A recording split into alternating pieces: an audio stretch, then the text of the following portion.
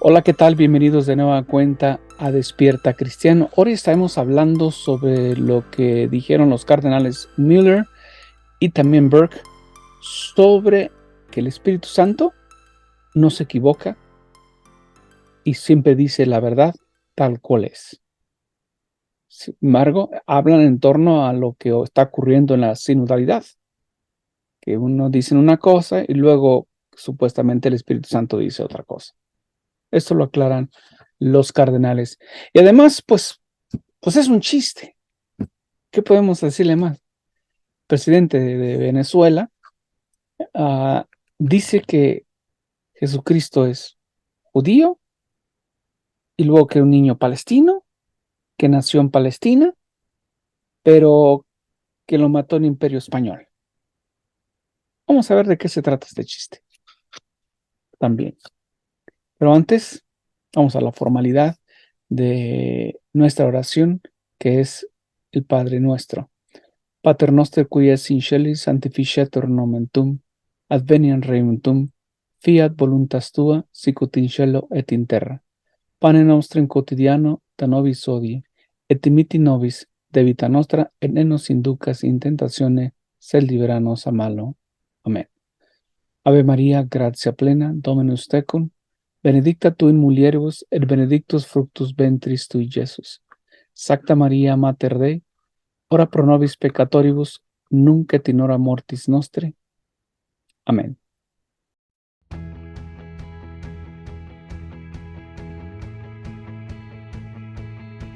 Bueno, la resistencia en contra la sinodalidad avanza al mismo ritmo que el propio sínodo y que se va a extender a lo largo del mes de octubre y luego regresarán el próximo octubre del 2024 nuevamente a discutir y cerrar nuevamente ya la sinodalidad.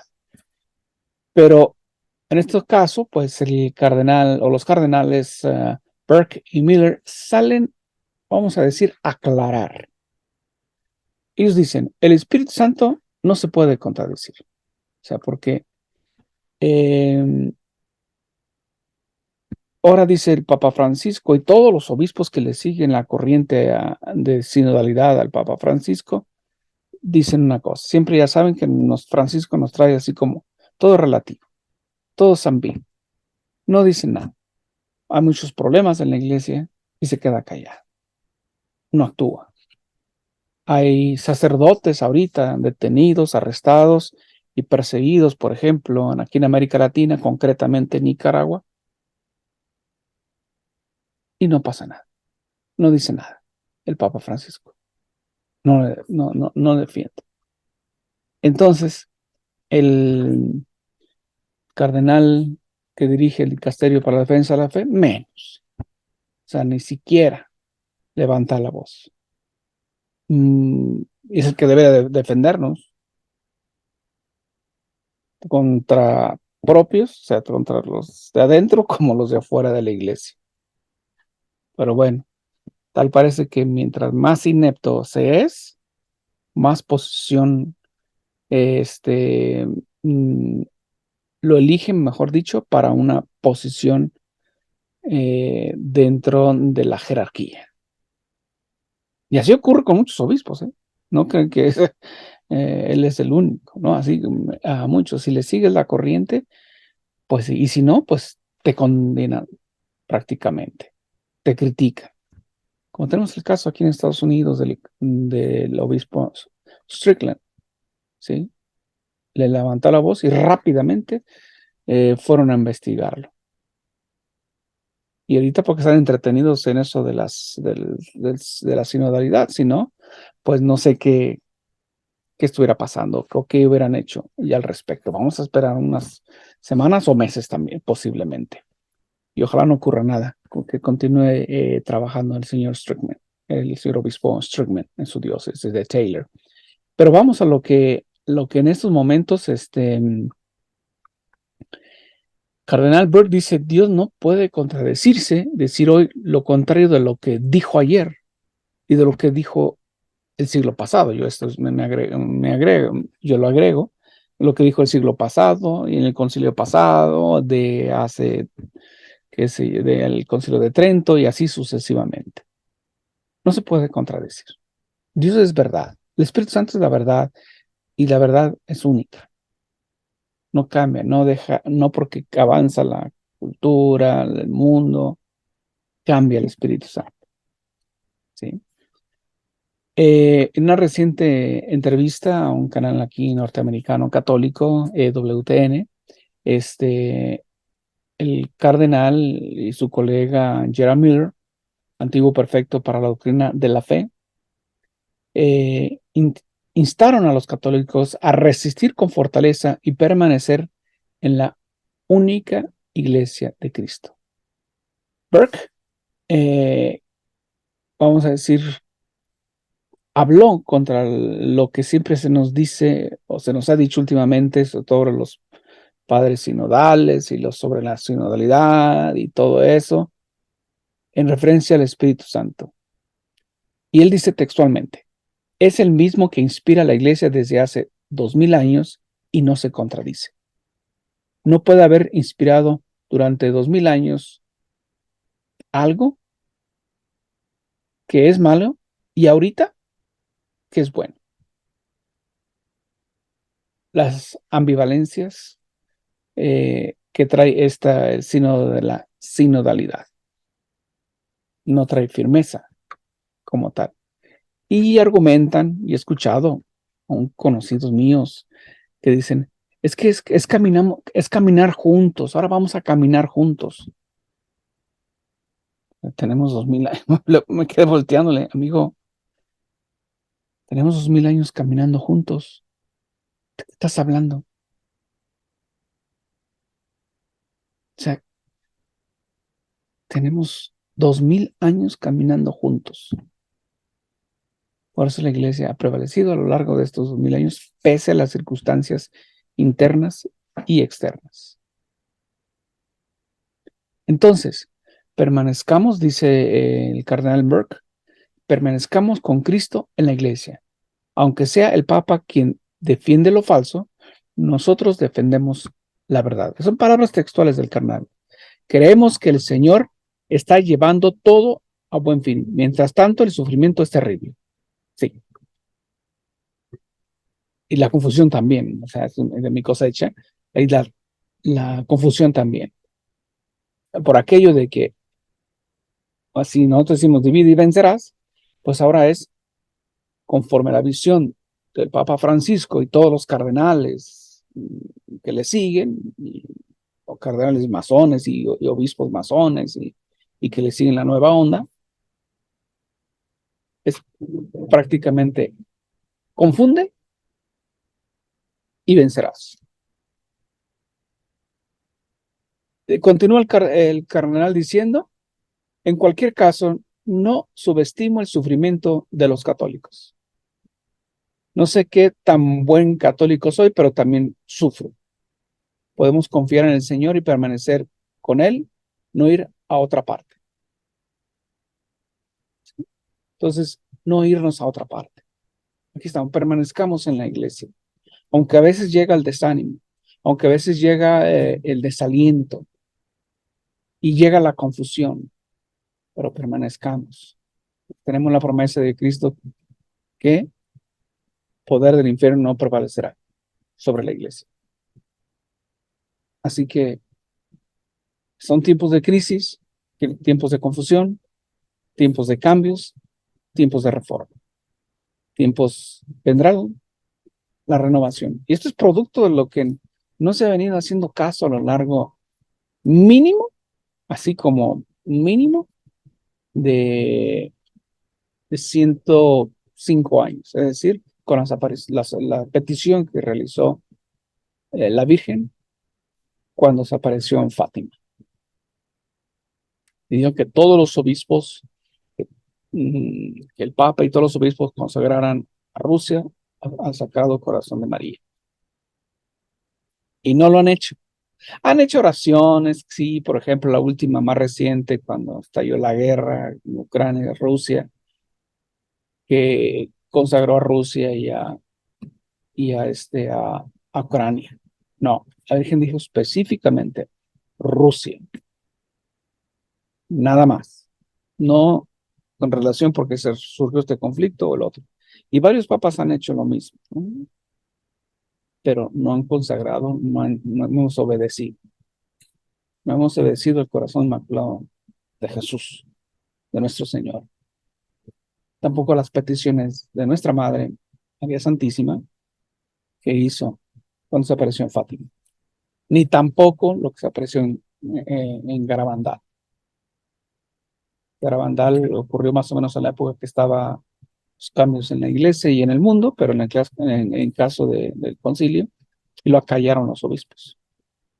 Le echaron una lápida para callarlo, que era la voz que estaba levantándose, diciendo, por ahí no es. La oportunidad, ha habido muchas, pero la gran oportunidad que se tuvo para consagrar todos unidos los obispos y junto con el Papa, consagrar a Rusia al Corazón Inmaculado de María, fue cuando se reunieron para la apertura y las sesiones del Concilio Vaticano II. Y el Papa Juan XXIII simplemente le dio carpetazo. Se elegido Monseñor Montini, que es Pablo VI, y hace lo mismo. Y ya, sí, ya tarde, ya a final de sus días, el humo del infierno nos ha entrado a la iglesia. Pues él le ha abierto las puertas, diciendo, oye, véngase demonios, véngase aquí. Le abrió las puertas a masones, tenía muy buen contacto con comunistas, ateos, y no porque uno se tenga que llevar mal con ellos, sino que influyeron en su pensamiento y su obrar, porque todo se ha cambiado bajo el pretexto del Concilio Vaticano II. Los considerados en la época, por ejemplo, de Pío XII, los heréticos, pues él los resucitó y los pone en posiciones claves, incluyendo a Bugnini, Cardenal Bugnini, que reforma la liturgia y presenta un nuevo estilo de misa, como hoy lo tenemos. Y todos lo rechazaron, la gran mayoría, pero ellos ya llevaban su agenda, como hoy el Papa Francisco lleva su agenda. Muchos cardenales, obispos se oponen, pero él lleva su agenda, ¿sí? Y todos le están obedeciendo así. Bueno, no todos, muchos, la gran mayoría obedeciendo. ¿Por qué? Porque no se atreven. Por ejemplo, el cardenal, el obispo de China, dice que los chinos no hay que convertirlos. Es una bofetada a todos los misioneros del mundo a lo largo de 2000 años. Una bofetada a los mismos apóstoles y a las palabras de nuestro Señor, ir y predicar y convertir, ir por todas las naciones. ¿Cómo es posible que a esta categoría de jerarquía digan esas tonterías? El obispo también de Portugal, que dice, cuando en el verano que fue la reunión de jóvenes en Fátima, no vamos a hablar de Cristo, no queremos que los jóvenes se conviertan en Cristo. Entonces, ¿qué estás haciendo? Como obispo, como representante de Dios, mejor renuncia dignamente y vete a la vida privada. Y haz tu trabajo, haz lo que tú quieras hacer con tu vida. Pero también les dan una posición privilegiada, ser obispo y cardenal, se quedan ahí. Y porque están recibiendo un salario. Entonces, pues renuncia a eso. ¿Cómo es posible que se diga que los chinos no tienen que convertirse? Que los jóvenes no tienen que escuchar de Jesucristo o convertirse a Jesucristo. ¿Cómo pues? Y posteriormente, sabemos todo el desenlace. El obispo chino ya no dijo nada, el obispo de Portugal, en Fátima, pues ya no dijo nada. Trató ahí de justificar y todo eso, pero como que más Nosotros los mexicanos decimos más las riegas que lo que compones. Ahora sí déjale, ¿no? Entonces, el cardenal Burke dice, no nos vayamos, mantengámonos aquí, pese a las circunstancias, pese a los errores, pese a la crisis que estamos viviendo y pese al plan que el Papa Francisco está obsesionado con mantener su sinodalidad. Es su invento, es su creación. Antes era el clericalismo, ahora es el sinodalismo. Bueno, el cardenal Burke pone, por ejemplo, de la fortaleza de San Atanasio, quienes tuvieron que sufrir por la clase de castigos y sanciones por defender la fe, ¿sí? Y textualmente dice, nosotros también debemos estar dispuestos a hacerlo. Por su parte, el cardenal Müller habló del trato indigno de que algunos obispos católicos están recibiendo por parte del Papa, como el obispo de la diócesis de Taylor, como Monseñor Strickman, que rápidamente mandó a alguien que investigara a ver qué está pasando en su diócesis. El obispo solamente dijo, pues fue muy difícil la entrevista o la reunión que tuvieron, pero no le han encontrado nada. Mientras que también hay abusadores, ¿sí? El obispo, aclara el cardenal Müller, el obispo no es un delegado del Papa. El Papa solo puede intervenir cuando hay problemas graves en una diócesis, por ejemplo, de carácter moral o doctrinal. Textualmente dice el cardenal Müller, es una vergüenza que los buenos obispos ortodoxos estén sujetos a estas presiones y que otros que están haciendo muchas cosas malas y son heterodoxos reciban una gran tolerancia por parte de Roma. Exactamente, porque quien está no solamente sentado en la silla de Pedro, que es el Papa, sino quienes le rodean, que son los peores. Cardenales, masones, liberales, modernistas. Pues eso es lo que está ocurriendo. Llama la atención, por otra parte, también, hablando de otras cosas, una segunda Pachamama, por decirlo así, un ídolo, nuevamente en el Vaticano. No hicieron un ritual, como en el caso de la Pachamama, en su momento por lo de la Amazonia, pero con menos relevancia, pero más macabra, o más macabro el ídolo. La viuda del republicano John McCain, la activista pro LGTB, ha regalado al Papa Francisco en su reciente visita, que la recibió en audiencia, un ídolo de los indios Hopi, que representa un demonio con un cuchillo ensangrentado.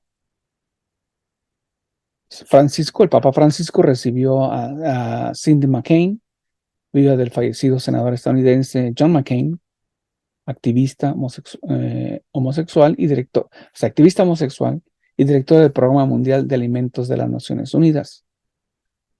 Como regalo al Papa, la señora McCain trajo una muñeca de nombre Cachina, con un gran cuchillo ensangrentado y venerado por aquí por los indios americanos.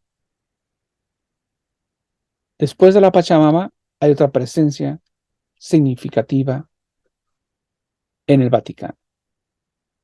Y buscándole de la muñeca Cachina, sí, por el ejemplo, pone el internet, es una muñeca que representa a Mao Aló, que también llamada Cachina del bastón, por el bastón que puede llevar en su mano izquierda. ¿Qué representa? Un espíritu o deidad Hopi de las tribus indígenas de aquí, de los Estados Unidos, o el sureste de los Estados Unidos. Wikipedia lo pone como, lo define, mejor dicho, que es un elemento de la religión y cosmogonía de los indios del pueblo de Occidente, entre los cuales incluye a los Hopi, a los Zuni, a los Tiwa, entre otros. En épocas posteriores, el culto a los cachinas se ha extendido al este de las tribus del pueblo, por ejemplo, la tribu Laguna a la tribu Isleta. Entonces, lo recibe el Papa Francisco. También pasando a más información, y esto sí es como el chiste del día, para que nos relajemos, para que nos, ¿cómo decir? Nos pongamos pues sí, nos relajemos, más que nada, ¿no? No estemos tan tensos, no estemos tan nerviosos sobre esto. Resulta que el presidente de Venezuela ahora se metió a predicador. Ahora dice que Jesucristo es palestino, pero es judío, pero palestino. Que el imperio español fue que mató a Jesucristo. Pero veamos mejor a lo que dice y luego vamos a ir hablando. Este es el chiste del día o de la semana, del mes, etcétera, etcétera. ¿Dónde nació Jesucristo, nuestro Señor Jesucristo? En Belén, Palestina. Cuando Él nació era Palestina, hace miles de años, más de 2000 años. Pues hay que reírnos, pues ¿qué más? ¿Qué podemos hacer? O sea, cuando nació Jesucristo no existía Palestina. Existía Israel, nada más. O sea, esto para aclararlo, ¿no? Porque muchas personas han escuchado esto y pues mejor para aclarar, no solamente el chiste, sino lo que es histórico y lo que es real. O sea, Palestina no existía, el nombre Palestina. Existía Israel como nombre y como territorio también, lo conocemos. Las 12 tribus de Judá, etcétera, etcétera. Y que antes cuando llega Aarón después de estar esclavos en Egipto, pues conquistando toda la tierra, etcétera, etcétera, ¿no? Pero Palestina no existía como nación, así como lo conocemos hoy. Pero vamos a ver lo que más nos dice. Y luego se rebeló contra la dominación del Imperio Romano entonces. Otro chiste. Se rebeló en contra del imperio. Jesucristo nunca se rebeló en contra del imperio. Bien dijo, a César lo que es del César. Entonces se le deben los impuestos, pues páguenle los impuestos. ¿Sí? Bueno, vamos a seguir con el chiste. Que se conozca de la historia moderna de los últimos 3 milenios, por lo menos. El más importante antiimperialista de la historia moderna, nuestro Señor Jesucristo, Jesús. Hasta donde sabemos, por historia, por historiadores, por geografía, por evangelios, por todo. Nunca se peleó en contra o levantó un ejército, una rebelión en contra del imperio romano de su época. Nacido en Belén y criado en Nazaret, territorio de Palestina. Así que Jesús fue un niño palestino, un joven palestino. Y cuando fue crucificado, condenado injustamente por el Imperio Español. O sea, es palestino. Palestina como nación no existía. ¿Sí? El territorio de Israel o el país de Israel. Las tribus de Israel. ¿Sí? Ahora dice, fue crucificado por el Imperio Español. Válgame Dios, otro chiste. Dentro de todos los chistes. ¿Sí? El Imperio Español no existía. Existía el Imperio Romano, que gobernó, todos sabemos, Inglaterra y toda Europa y Medio Oriente. Pero ni siquiera existía el nombre de España en ese momento. Estamos hablando en la época de Jesucristo. Se le conocía como Hispania y ni siquiera un imperio. En fin, esto para ir aclarando, ¿no? Porque ni siquiera fue crucificado por los españoles. Por favor. porque no existían los españoles, como hoy los conocemos, como nación. ¿Sí? Entonces, ni siquiera como imperio español, porque era el reino de Castilla que conquista todo este continente americano. Entonces, sigamos con el chiste. Vamos. Oligarquías que dominaban religiosamente la zona, cuando fue condenado injustamente, fue clavado, crucificado, asesinado, torturado el Señor, nuestro Señor Jesucristo. Aquí tiene razón. Creo que es la única parte que tiene razón. Crucificado, torturado, injustamente. Sí, injustamente. Él murió como un hombre palestino y resucitó para la vida inmortal como un espíritu palestino. Así que en nombre de nuestro Señor Jesucristo. Murió judío, nació judío, murió judío, resucitó judío. O sea, para aclarar un poco sobre la historia, fue el emperador Adriano en el año 135, es decir, 102 años después de la muerte y resurrección de nuestro Señor, que le puso a la región Palestina.